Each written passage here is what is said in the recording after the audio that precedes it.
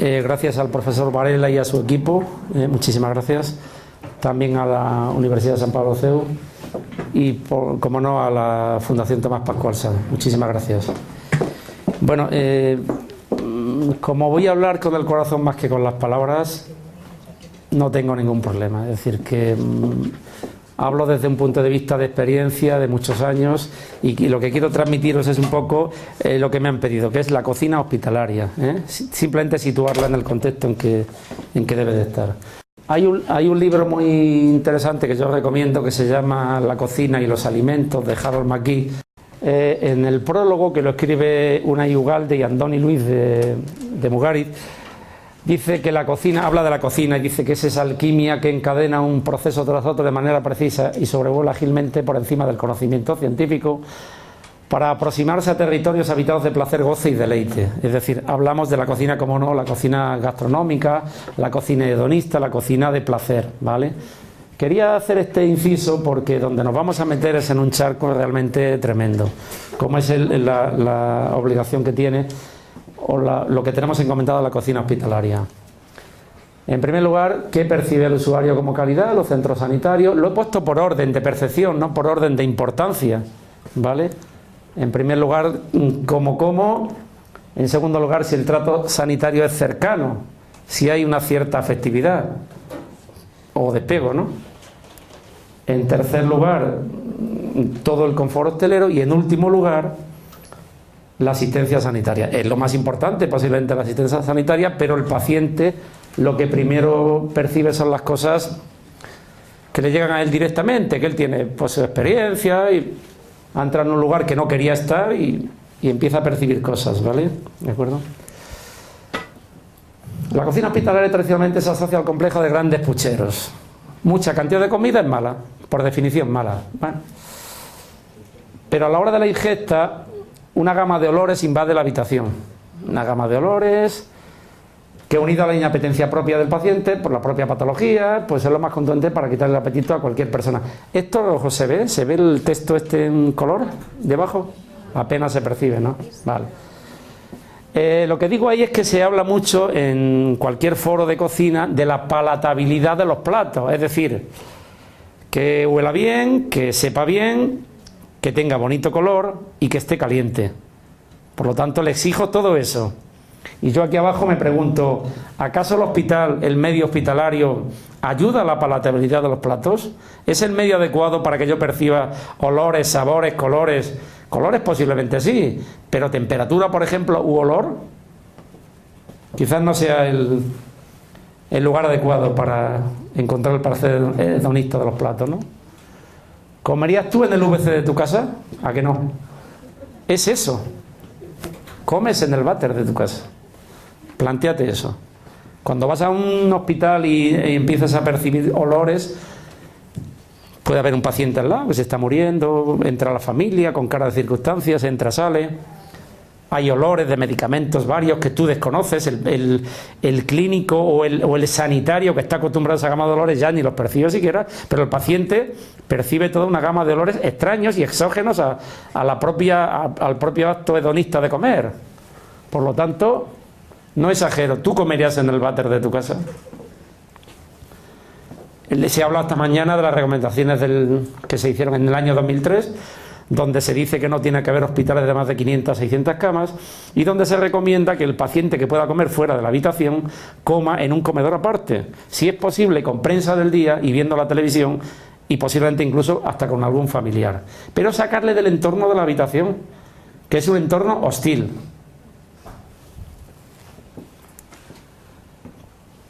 La cocina hospitalaria se configura como un centro de producción de platos para un tipo de cliente que no ha elegido estar aquí ni comer aquí tampoco y que además se quiere pirar de aquí lo antes posible, no quiere estar aquí. Por lo tanto, aquí la gastronomía de nuestros platos se tiene que conjugar con la nutrición para poder hacer platos entre lo gastronómicamente aceptable. Bueno, es decir, lo que yo quería transmitiros es que tenemos que conjugar en la cocina hospitalaria platos entre lo gastronómicamente aceptable y lo nutricionalmente correcto. Bien, y cuando llegamos a ese punto de confluencia en que yo quiero que un plato sea, por un lado, que cumpla el criterio gastronómico, por otro lado, que cumpla el criterio nutricional, muchas veces me encuentro con platos que no son aceptables por el paciente. Son platos inaceptables, reprobables, no los puedo comer. Por lo tanto, no habré conseguido nada. Hay muchísimas citas de cualquiera, de cualquier, de Grandecovian, de Rojas Hidalgo, de cualquiera. En la versión que quiera, que siempre dice lo mismo. Si la comida no se la come el paciente, el fracaso es absoluto. Hemos fracasado cuando un paciente no se come aquello que yo le he puesto en el plato. A lo que voy es que tengo que hacer conjugar lo gastronómico, como he dicho, con lo dietéticamente correcto, ¿vale? Porque la ingesta, me pregunto, también me he preguntado en la transparencia, si acaso la ingesta no es un acto sanitario más y no un acto diferente. Y tengo que curar, tengo que hacer muchísimas cosas y bueno, la comida vendrá cuando tenga que venir, ¿vale? Pero yo, por eso digo, ¿acaso la ingesta no es un acto sanitario más? Lo mismo, es un acto sanitario más, no es un acto extraño, ¿vale? Vamos a ver. La cocina hospitalaria es partícipe de la misión común del hospital, que es prestar el mejor servicio a los pacientes, ¿vale? Y sobre todo tiene que dar una correcta alimentación y nutrición. No solamente tengo que dar alimentos, sino que estos nutran. Alimentación y nutrición, que son dos cosas, como sabéis, totalmente distintas, ¿vale? Y evidentemente la cocina contribuye a la terapia del paciente y en la medida de lo posible a su satisfacción, ¿vale? En definitiva, tengo que contribuir al confort hostelero y a la confortabilidad del paciente, pero también contribuyo a la terapia. Sigue saliendo el mensaje este de los... Me sigue saliendo el mensaje de los 3 minutos y medio. Bueno. Por lo tanto, la misión que tenemos encomendada en la cocina en el hospital requiere que mantengamos una sistemática de trabajo constante y rutinaria. A ver, rutinario no lo veáis en el sentido negativo de la palabra, al contrario. Las rutinas de trabajo en un laboratorio son las que hacen que ese laboratorio vaya bien. Las rutinas de trabajo de una fábrica hace que el producto, el yogur, sea cada día igual que el día anterior. Por lo tanto, son rutinas en el sentido más exacto de la palabra, no en el sentido rutinario, sino en el sentido de que tengo que crear rutinas de trabajo para que no me equivoque, para que sea siempre una calidad de servicio a la que dé, que sea constante, ¿vale? Luego tengo 3 peculiaridades muy importantes en la cocina hospitalaria: la vertiente nutricional, la gastronómica y la higiénico-sanitaria. Las 3 tienen que confluir. Yo tengo que hacer un plato que sea equilibrado nutricionalmente, pero que por favor gastronómicamente sea correcto y que además cumpla yo con todos los criterios higiénicos sanitarios. Se tienen que conjugar todos los componentes de ese plato, ¿vale? Con la anterior declaración de intenciones nos encontramos con un panorama bastante difícil. Los platos a elaborar son casi siempre, o en la inmensa mayoría, testados y conocidos solo gastronómicamente, pero han sido concebidos para distintas patologías. Por lo tanto, lo más probable es que nos encontremos, como he dicho anteriormente cuando se me apagó, con platos que son dietéticamente perfectos, equilibrados en cuanto a proteínas, minerales, vitaminas y demás, pero gastronómicamente son reprobables y no los va a aceptar el paciente. Por lo tanto, trabajo baldío. Esto es una lucha constante que tengo yo con, por ejemplo, la dietética de mi hospital. No hablo de lucha en el sentido de lucha, porque evidentemente nos entendemos bien, colaboramos, pero vemos las cosas desde un punto de vista totalmente distinto, muy distinto. La cocina hospitalaria no es una isla dentro del hospital. Hay un feedback entre la cocina y muchísimos más otros departamentos. Solo voy a hablar de 3, que es la unidad de dietética. Ahí estamos casados con dietética, con medicina preventiva y, como no, con las unidades de hospitalización. Es decir, no somos una isla y tenemos un feedback constante con todos los elementos del hospital. A través de estos 3 departamentos nosotros configuramos lo que es una producción de comida que sea sana, que esté equilibrada, que cumpla con todos los criterios nutricionales, que cumpla con los criterios higiénicos sanitarios y que además les lleguen las condiciones de vida, de temperatura, de color, de sabor y de texturas a las distintas unidades de hospitalización, que es donde está la persona que nos interesa. Aquí está. ¿Cuándo nos damos cuenta que está aquí? Hablo sobre todo de la gente que trabajamos en hospital. Cuando tenemos un familiar, mi hijo, mi padre, mi hermana, alguien tengo ingresado y de pronto le pongo cara. Mientras no le pongo cara, pero por suerte, por desgracia, todos pasamos por situaciones en las cuales le empezamos a poner cara, y entonces ya cuando le ponemos cara a los que están ahí ingresados, ya la cocina tiene otra connotación, muy distinta. Por lo tanto, lo que digo, es un feedback continuo. Pero ¿cómo se organiza la cocina del Hospital General Universitario Gregorio Marañón? El Gregorio Marañón es una ciudad sanitaria modelo años 60, y como tal, en el año 68, tenía 7 pabellones con 9 cocinas, incluyendo las de cafeterías. Posiblemente fueran 10, pero bueno. Esto suponía que cada paciente comía según el pabellón en el que estuviera hospitalizado, y que las cocinas, no sé si lo leéis, eran pequeños reinos de taifas, donde cada jefe de cocina pues interpretaba aquello de aquella manera, ¿no? Por lo tanto, alguien había comido en el Gregorio Marañón. Bueno, en aquel momento... Bueno, sigo hablando. En aquel momento era el hospital, la ciudad sanitaria provincial Francisco Franco, posteriormente Gregorio Marañón, aunque anteriormente a Francisco Franco fue el Hospital San Carlos. Es un hospital de muchísima historia, ¿no? Pero en todo caso la gente comía dependiendo del pabellón que estuviera, con lo cual cada jefe de cocina interpretaba pues a su modo y manera cómo tenía que hacer la comida. Por lo tanto, tú comías en base al pabellón que habías estado. Habías estado en distintas situaciones, habías estado en maternidad y habías comido muy bien, y luego habías pasado por otro pabellón y habías comido muy mal, cuando el plato se llamaba lo mismo. No tenemos, me parece que vamos a tener que... Bueno, si yo lo tengo verde, Miguel Ángel, no sé cómo lo tienes tú. En fin. Bueno, pues voy a ir pasando sobre todo por llevar el guión. No sale ahí. Bueno, voy a hablar de algunos datos del año 2011. Hemos hablado del año 68, voy a hablar del año 2011. Ahora mismo. Aforo total, 1.400 camas. Unos médicos de guardia, unos 125. Comedores de personal, tenemos unas 650 comidas diarias. El número de pensiones al año, el año pasado, en 2011, fueron de 625.000 pensiones. Entiéndase pensiones en el sentido, como todos sabemos, que incluye el desayuno, la comida, en fin, todos los elementos de la ingesta diaria es una pensión. Por lo tanto, 625.000 pensiones. El gasto de alimentos fue de 3.900.000 euros. El coste de pensión alimentos fue de 6,24 euros, incluyendo los alimentos extras. Los alimentos extras, como todos sabéis, son aquellos alimentos que se llevan a la unidad para que cuando un paciente necesita tomar un yogur o cualquier otro elemento se le dé. Por lo tanto, pensar con 6,25 euros, 6,24 euros, damos de comer al paciente cada día. Comer, cenar, desayunar, todos los elementos que necesita.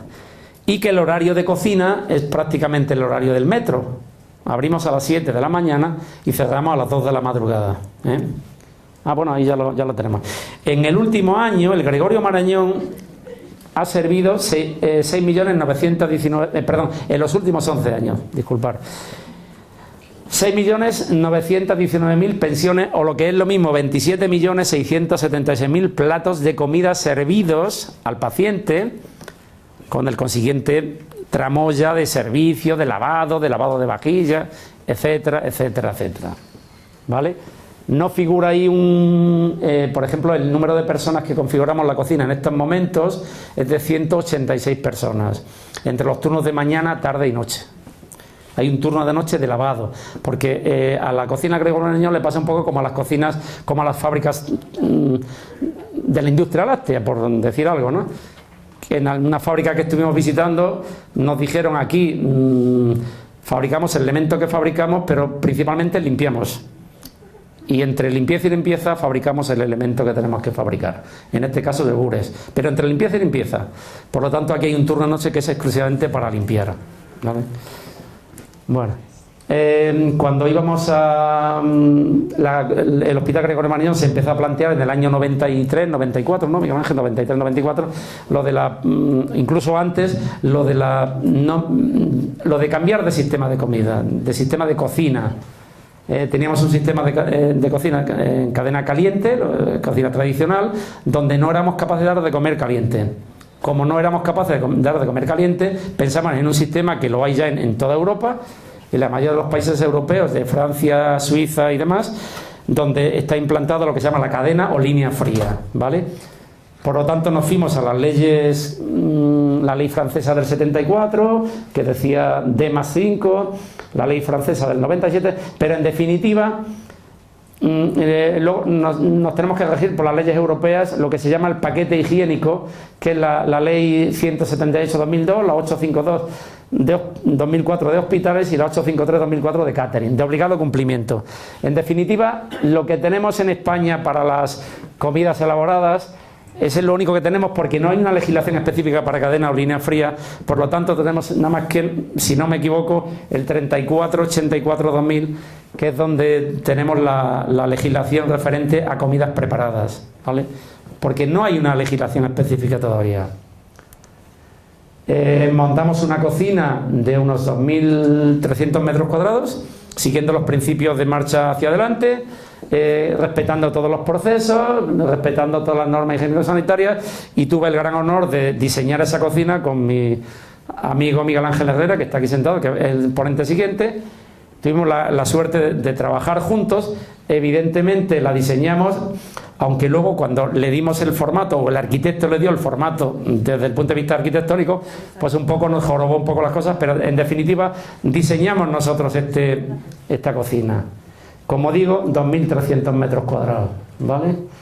De cocina, donde pues es un sistema basado en línea fría, con unos sistemas de... Pues bueno, como Miguel Ángel va a hablar de las nuevas técnicas, pues yo no voy a entrar muchísimo más, nada más que es un sistema basado en un cocinado en diferido. Disocio la fabricación del servicio, ¿vale? Pero lo vamos a ir viendo de todas maneras ahora. Este es un poco el esquema de cómo está organizada la cocina del Gregorio Marañón. ¿El puntero cuál era? El puntero de arriba. Inicio el trámite en el momento en que estoy en el cuarto frío. Tengo todas mis preparaciones de verduras, carnes, vegetales y tal, zona de cocción, abatimiento y control de producción, producto terminado, en fin, etcétera, etcétera. Aquí está un poco en esquema. Tampoco por 25 minutos que tenemos es bastante, tengo que pasar un poco de prisa porque no me da tiempo a entrar muy en el fondo. Sí, cuando hagamos el capítulo me extenderé en este tema, ¿no? El primer paso que hacemos es que hay un código de dietas que está pactado con dietética, es decir, todo se ha pactado con él, y es muy sencillo, son 14 menús divididos en secuencia bisemanal, en secuencia rotatoria de segundos platos, que establecemos que es carne, pescado, pollo, huevos y vuelta a empezar. Carne, pescado, huevos y vuelta a empezar. Es un poco como marcamos la repetición. Bueno, evidentemente, como el paciente del Gregorio Marañón, como de los grandes hospitales hoy en día, más de 5 o 6 días de estancia media no está, pues realmente los 14 días podemos dar una amplia oferta en cuanto a legumbres, pastas, arroces y tal, donde no repetirían plato, ¿eh? Insisto, la estancia media hoy en día, quitando las patologías de trauma y demás, son muy cortas, cortísimas, con lo cual, una semana. El código de dietas que hemos dicho que está pactado con dietética abarca la mayoría de las patologías relevantes del hospital, mientras que las patologías minoritarias ya vamos a lo que se llama la dieta individualizada, que abarca un 10-12% de porcentaje que en su día no había ninguna y ahora llegamos al 12%. En el Gregorio Marañón no se elige la dieta basal. Es verdad que la dieta basal hace unos años era del 41%, del total de dietas, y conforme van pasando el tiempo, cada día se van restringiendo más. Llegará el momento en que no habrá dieta basal en ningún hospital y serán todo dietas pues terapéuticas. Bueno, terapéuticas son todas, pero vamos, dietas más específicas, ¿vale? Porque la dieta basal es la dieta de aquel paciente que no tiene ninguna patología específica. Me he roto una pierna pero claro, si cuando entro me hacen el estudio nutricional y ven que no sé qué y no sé cuánto, al final siempre van a encontrar una pega y me lo van a sacar del grupo de dieta basal y me lo van a meter en dieta terapéutica. Hay hospitales fuera de España donde la dieta basal no tiene nada que ver con nutrición, sino con la gestión propia de cocina del hospital. Y las dietas propiamente dichas terapéuticas para patologías determinadas tienen que ver con la propia dietética, con el propio servicio de nutrición y dietética, ¿vale? Bueno, pues vamos a seguir, ya que no tenemos de esto. Os iba a enseñar cómo es el modelo del menú de las dietas. Bueno, el mundo de las dietas es infinito. La compañera de La Paz ha hablado aquí de un código de dieta y tal, pero aquí es infinito, porque como las olas del mar, infinito. O sea, se pueden hacer miles de dietas, todas las dietas que queramos, eso es infinito, vamos. Es infinito. Solo sé que en mi hospital, cuando vamos a emplatar, aquello parece el rastro. Puede haber 10, 12 primeros platos, 10, 12 segundos platos, en su vertiente con sal, sin sal. Bueno, una cosa tremenda, ¿eh? Tardamos horas en servir. Por eso digo, no damos opción de menú, pero es tal el volumen de dietas individualizadas que tenemos que prácticamente vamos a comer a la carta, a muchísimos pacientes a la carta. Por lo tanto, no os perdéis la diapositiva donde venía el menú. Y ahora vamos a la segunda diapositiva, que yo sigo, yo la veo, vosotros no la veis, puedo dar la vuelta al ordenador y con gafas estas especiales. Los 14 menús se plasman en un calendario de fabricaciones, ¿vale? Teniendo en cuenta la sistemática de trabajo de la cocina del Hospital Gregorio Marañón, que, como he dicho antes, a partir del año 2000 se estableció en sistema de cadena fría o línea fría, lo que se llama Q-Chill, ¿vale? Se elaboran 10 órdenes de fabricación que abarcan 2 semanas de menús, y a partir de ahí pues la cocina pues empieza a fabricar. Convertimos la cocina de un hospital prácticamente en una fábrica. Podría estar en el hospital, pero podría estar en Fuenlabrada, podría estar en otro sitio. Es decir, ya disociamos totalmente. Trabajamos en un hospital porque sabemos que encima está el hospital, pero insisto, esa fábrica podría estar en cualquier otro sitio porque el sistema de línea fría lo que implica es reparto de comida en frío. Se da la super paradoja que se habla en algunas películas, ¿no? Que la comida salga fría de la cocina para que el paciente la reciba caliente, ¿vale? Bien, vamos a seguir. Sí, yo sigo viendo, pero vosotros no veis. Ahora tampoco veo yo, pero bueno. A ver, es que quiero... Vale, siguiente. Vale. No puedes, ¿no? Una cosa, pónmelo en presentación, en modo presentación. Es que está para pasar de una en una. ¿Ah, sí? No, aquí, dale a este. Ese. Así ya, vale. Vale, bueno. Entonces... Dale aquí. Sí, nada, vemos que no vamos a poder seguir. Entonces, voy a intentar decir lo que quiero decir. E insisto, cuando hagamos el capítulo que se va a hacer para un libro que se publicará, seré más con esquemas y tal, y explicaremos esto de un modo bastante claro. Bien, hay un calendario también de fabricaciones donde hay una serie donde lo que hacemos es identificar la fecha de los menús con todos los procesos internos de la cocina y el calendario anual. Es decir, que la gente de mi cocina, viendo el calendario propio que tenemos en la cocina, saben que depende del día que sea. Saben, hoy es, yo que sé, 2 de febrero, saben qué menú fabricamos y qué menú estamos sirviendo y qué menú toca mañana.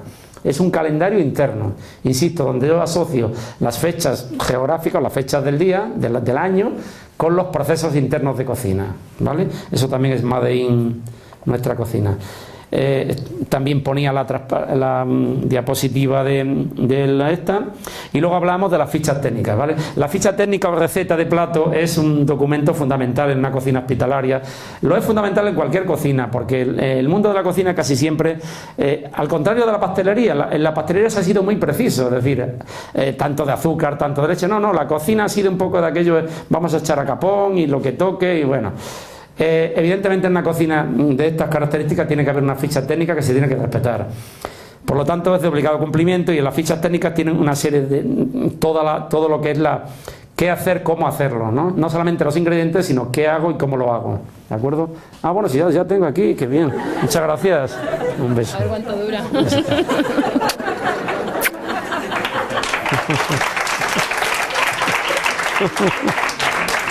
Muchas gracias, joder. Y yo hablando como que no, en fin. También es verdad eso. Bueno, hay un programa de gestión de dietas que es quien soporta toda la información de la dieta, ¿vale? Ahora el micro. Perdón, ahora el micro. Hay un programa de gestión de dietas que se llama NutriSite, que es quien soporta toda la información. Y entonces, al que le corresponde, o sea, habla de toda la información referente a la dieta, toda la historia de ese paciente, ¿no? Dicho programa está conectado online con la misión del hospital. La fabricación de cada plato está controlada por el jefe de cocina, que vigila el cumplimiento de la ficha técnica. A los cocineros del hospital se les enseña a cumplir con todos los requerimientos de las fichas técnicas, así como todas las restricciones de grasa, en definitiva, buenas prácticas de fabricación, ¿vale? No se trata de que yo sea un artista, no, yo si quiero ser un artista lo seré el fin de semana en mi casa. Tengo que hacer una comida con unas características determinadas y respetando unas cantidades de grasa y de elementos. Y evidentemente si en una ficha pone que tengo que echar cebolla y no hay, no me puedo inventar el ingrediente. Prefiero no echar ese ingrediente, pero no inventármelo, ¿vale? Entre otras cosas porque más departamentos del hospital van a entrar en ese programa y van a ver si un plato determinado llevaba cebolla o llevaba pimiento. Si yo, porque falta un elemento, lo cambio por otro y me encuentro con un alérgico A, puedo tener un serio problema. Por lo tanto, el respeto tiene que ser absoluto. Y luego, evidentemente, bueno, hay un protocolo, como he dicho, para la elaboración de los platos. También para los pacientes afectados por las diversas alergias, los llamados alergenos o alérgenos, para celíacos, para alérgicos a la lactosa, a la proteína de la leche o incluso alergias por contacto, como es al látex o a muchísimos elementos de la propia vajilla, ¿vale? Evidentemente que cada vez en los hospitales va habiendo más limitaciones de origen étnico religioso, porque son cada día más numerosos estos casos y también merecen nuestra atención. Aquel paciente que no puede tomar cerdo, o incluso pacientes, hospitales donde ya se están planteando comprar la ternera halal para determinada religión o la comida kosher para otra religión, ¿vale? Distinta.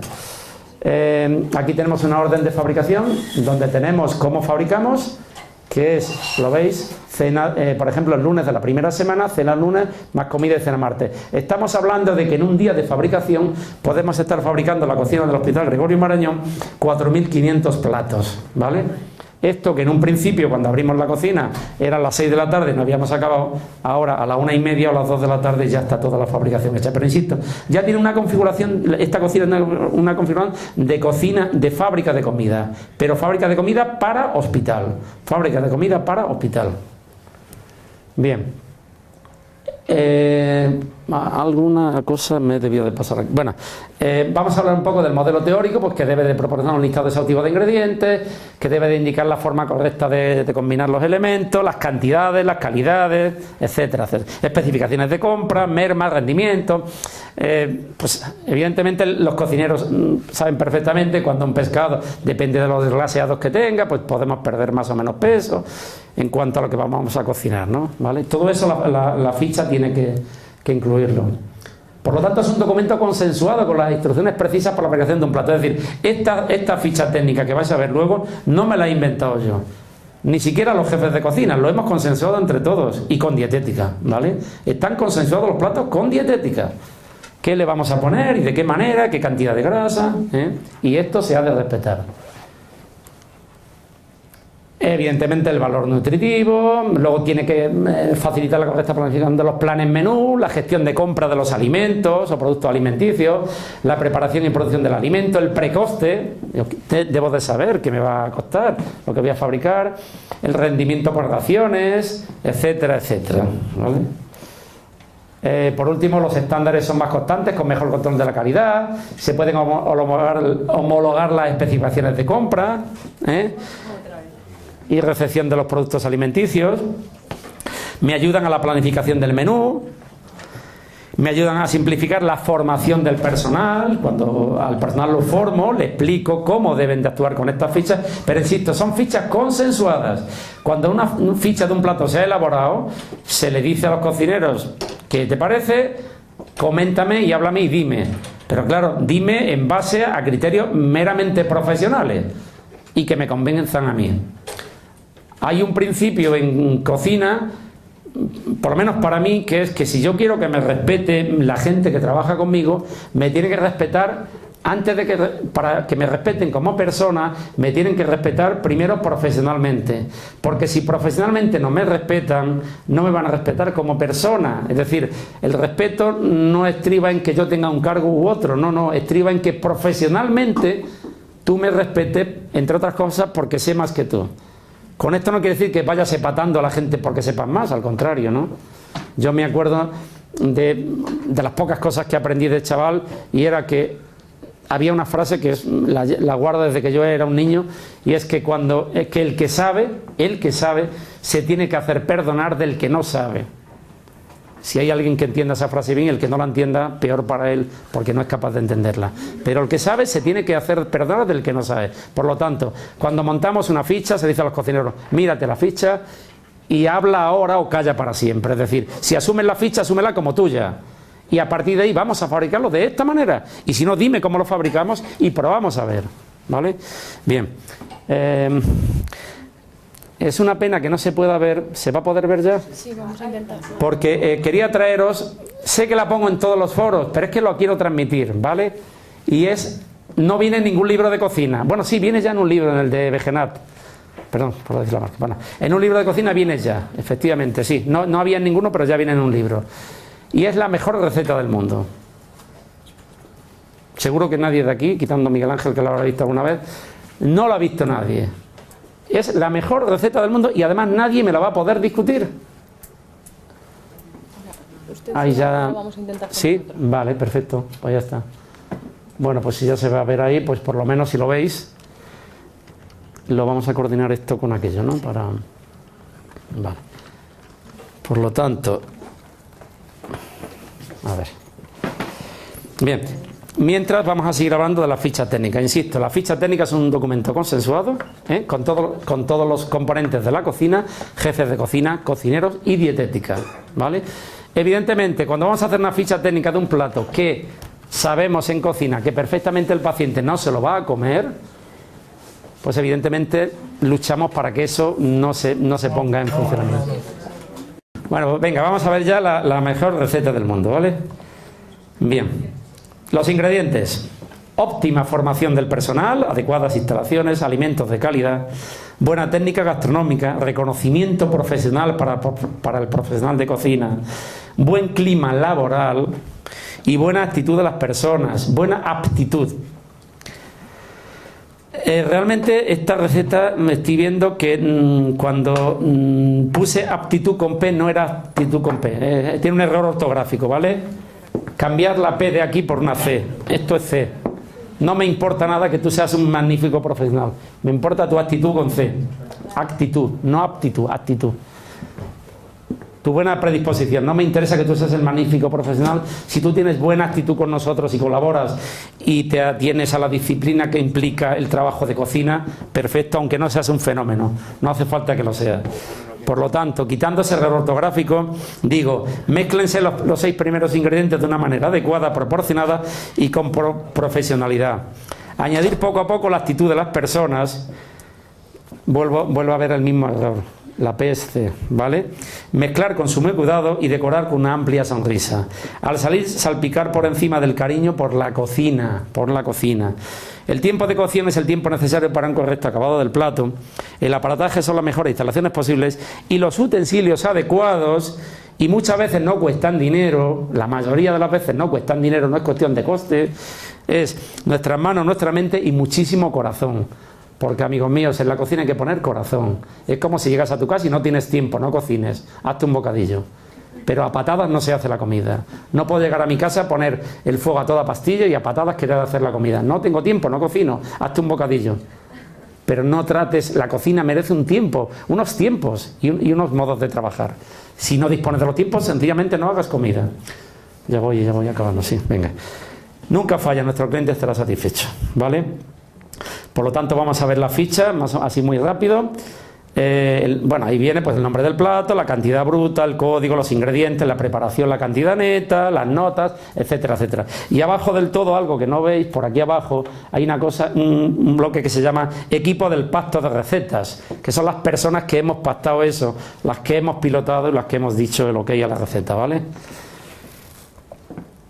Bueno, luego otro paso es el emplatado, que me lo voy a pasar. Aquí hay un modelo de receta de paciente,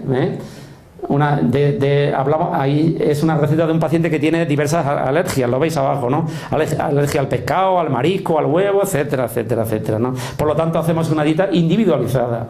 De este tipo de dieta individualizada hay un 12% en el Gregorio Marañón, un 12%. Frente al basal, que ahora mismo no llega ni al 30%, esto supone de facto prácticamente dar de comer a la carta. y cada día más.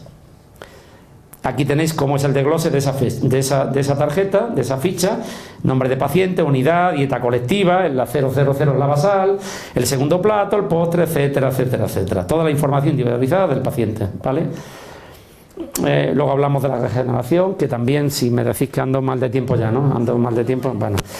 Un ejemplo del carro de regeneración que tenemos en el Gregorio Marañón, que va por termocontacto, donde veis que los platos calientes tienen que estar por encima de 65, igual o por encima de 65 grados centígrados, la comida caliente, y los platos fríos por debajo de 7, ¿vale? Con este carro de regeneración por termocontacto conseguimos cumplir con ese criterio. Luego la distribución, el hecho de tener que utilizar camiones dentro del recinto hospitalario, pues crea un problema bastante importante. Aquí tenemos un plano del recinto hospitalario, donde decimos que es el modelo de hospital del año 60, 7 pabellones, de los cuales 12 están fuera del recinto hospitalario. Ahí en la calle Francisco Silvela hay un hospitalito que depende del Gregorio Marañón, y en General Herrando hay otro, que es el Instituto Oftálmico.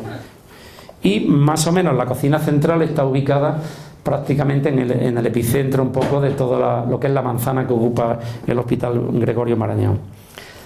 Y nada más, muchísimas gracias. Y disculpad por la...